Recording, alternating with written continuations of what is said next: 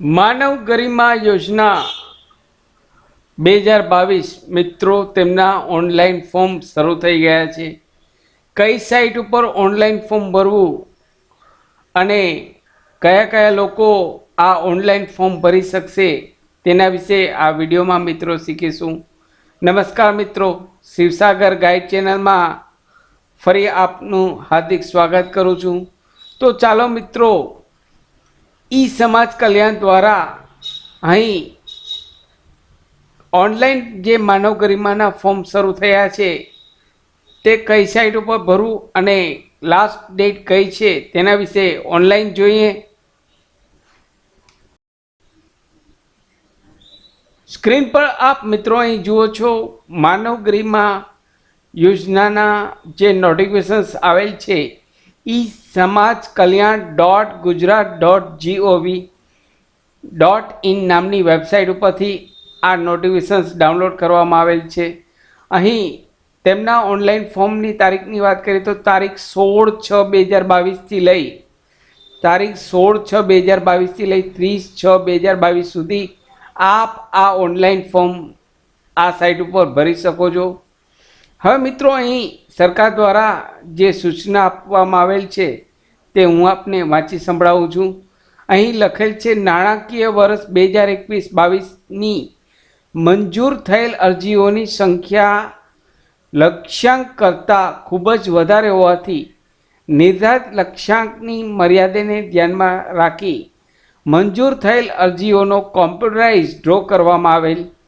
એટલે કે last year ગયા વર્ષે 2021-22માં જે લોકોએ અરજી દરેક જિલ્લામાં કરેલ હતી તે અરજીની સંખ્યા જરૂરિયાત કરતાં પણ અનેક ગણી આવેલ હતી.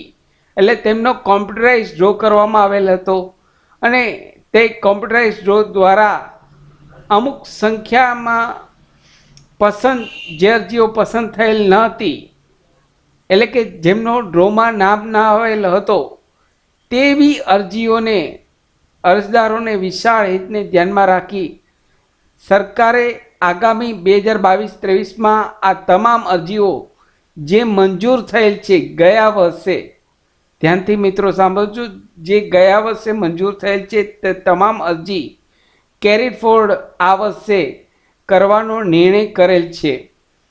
એટલે કે જે લોકોને લાસ્ટ યર મળી ગયેલ છે તે ઉપરાંત બાકીનાને જે ડ્રોમાં નામ આવેલ નથી તેવા તમામ લોકોને આ વર્ષે 2022-23માં તમામ અરજી કેરીડ ફોરવર્ડ કરવામાં આવેલ છે. પરંતુ નીચે દર્શાવેલ જિલ્લાઓમાં લક્ષ્યાંક સામે પૂરતા પ્રમાણમાં જાતિવાઇઝ અરજીઓ મળે તે માટે સંબંધિત જાતિઓના લોકો ઓનલાઈન અરજી કરી શકે. અહીં નીચેના જિલ્લાઓ માટે અરજી મંગાવવામાં આવેલ છે, જેમ કે વડોદરા, છોટા ઉદેપુર, ખેડા, નર્મદા, નવસારી, પંચમહાલ, સુરત, તાપી. સામાજિક અને શૈક્ષણિક રીતે પછાત હોય તેવા વર્ગ માટે અહીં આ તમામ જિલ્લાઓ પાસેથી ઓનલાઈન અરજી મંગાવવામાં આવે છે.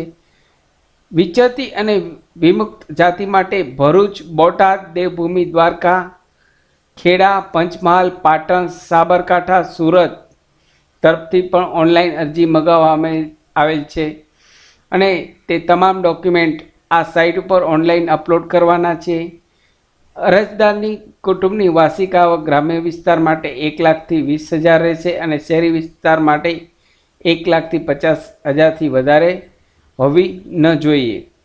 તો અહીં મિત્રો, જે લોકોએ લાસ્ટ યર ફોર્મ ભરેલ છે તેવા લોકોને અહીં અરજી કરવાની જરૂર નથી. તે તમામ અરજી અહીં આ વર્ષે કેરી ફોરવર્ડ કરવામાં આવશે અને ફરી આ વર્ષે કોમ્પ્યુટરાઇઝ ડ્રો થશે. તો કદાચ આપ ઓનલાઈન ફોર્મ ભરવા બેસશો ત્યારે કદાચ આપના જિલ્લાનું નામ પણ ન બતાવે, ડેટા નાખશો તો અહીં જે લોકો લાસ્ટ યરમાં અરજી મંજૂર થયેલ છે અને ડ્રોમાં નામ આવેલ નથી તેમના માટે અહીં ગુડ ન્યૂઝ છે. 2022-23માં તે તમામ અરજી કેરી ફોરવર્ડ કરવાનો સરકાર દ્વારા નિર્ણય કરવામાં આવેલ છે. અહીં માત્ર અને માત્ર જે નીચેના જિલ્લા બતાવેલ છે તે જિલ્લામાંથી અરજી ઓનલાઈન મંગાવવામાં આવેલ છે.